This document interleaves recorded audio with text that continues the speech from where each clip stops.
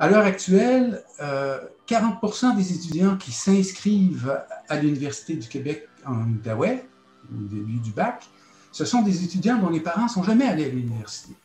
Alors, de ce point de vue-là, c'est fondamental de pouvoir les soutenir parce que c'est une transformation assez importante dans la mentalité régionale, ultimement, de l'Outaouais, où il y avait beaucoup plus de travailleurs maintenant, mais ces étudiants-là vont à l'université et pour moi, c'est fondamental de le faire. Je veux que les étudiants soient soutenus financièrement, particulièrement ceux en sciences sociales, pour la simple et bonne raison que rarement on va accorder beaucoup d'importance aux sciences sociales en disant que c'est des sciences qui ne sont pas tout à fait comme la médecine ou les sciences de la santé, mais les sciences sociales ont un rôle important dans le développement de la région et c'est pour ça que je soutiens ces étudiants-là aussi par mes dons à la Fondation pour des bourses à ces étudiants.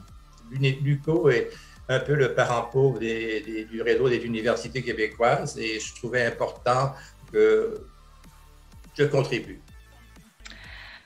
Écoutez, être député de Hall, c'est d'avoir le privilège de pouvoir compter sur une institution comme l'UQO. Et au fil de mes mandats, je suis déjà rendue au 5e.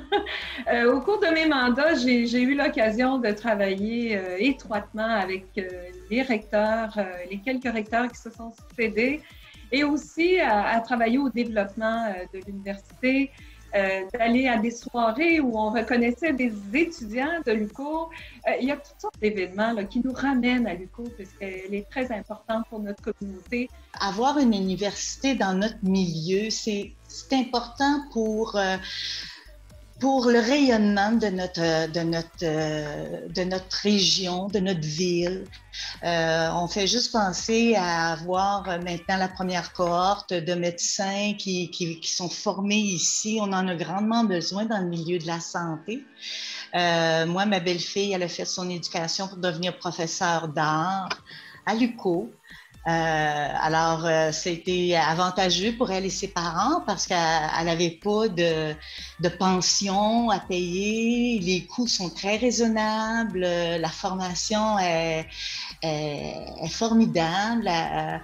Tellement qu'elle a pris une année de sabbatique chanceuse cette année. Alors, avec la COVID, elle n'a pas été obligée d'enseigner, mais elle a suivi un cours, un certificat en bande dessinée. Alors, voyez-vous, ça peut aider à l'épanouissement des individus, mais ça vient également appuyer nos différentes institutions. Je pense que premièrement, l'éducation est tellement importante pour moi et pour notre parti qu'il était plus qu'important de contribuer avec un don à l'UQO, à la Fondation de l'UQO, pour soutenir notre université ici en Outaouais. Bien évidemment, je vais parler au nom de maman et papa. Et maman est déjà décédée depuis 5 ans. Alors, ça me fait plaisir de prendre la parole pour elle. Pourquoi elle l'a fait?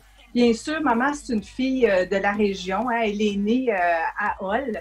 Et puis, justement, tout près de l'université. C'est une femme fière de sa ville. Pour qu'une institution de haut niveau vienne s'installer, ça, elle était grandement fière de ça, de permettre aux gens d'étudier chez eux, une institution qui a de l'enseignement de qualité reconnu aussi. On est plusieurs enfants et on est plusieurs à être des anciens bacheliers de l'Université du Québec en Outaouais, fiers de ça.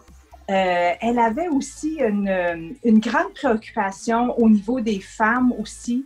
Elle disait qu'elle a toujours soutenu dans sa communauté les femmes particulièrement pour leur donner le goût de se prendre en charge, d'être plus autonomes, d'être plus indépendantes. Donc, elle voulait que les femmes aussi aient accès à de l'enseignement, mais de qualité. Ça, c'était une grande préoccupation pour elle. C'est une femme extrêmement généreuse de son temps, de tout. Et elle savait aussi que ce n'est pas si facile de retourner aux études. Il y a des contraintes. Il y a des contraintes financières et c'est une façon d'aider ceux qui avaient peu ou moins de moyens d'accéder à cette université-là. Ça, je savais qu'elle y tenait beaucoup, beaucoup, beaucoup. je pense aussi qu'elle a, bien sûr, son papa avait réussi en affaires à Hull. Elle a voulu redonner aussi à la communauté. Ça, c'était une grande, grande préoccupation pour elle. Alors moi, je pense que justement, quand on a cette préoccupation ou ce goût d'aider, soit par notre temps, mais aussi financièrement, ça aide grandement les gens qui voudraient, qui n'ont peut-être pas les moyens, mais de retourner aux études ou encore de continuer leurs études jusqu'au niveau universitaire.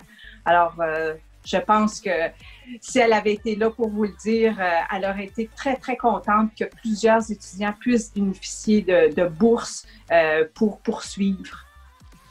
Si l'on veut vivre heureux dans une société en santé, il faut être ouvert au partage et à la générosité envers les autres, et cela inclut des étudiants anonymes par le biais de bourses liées à la persévérance scolaire.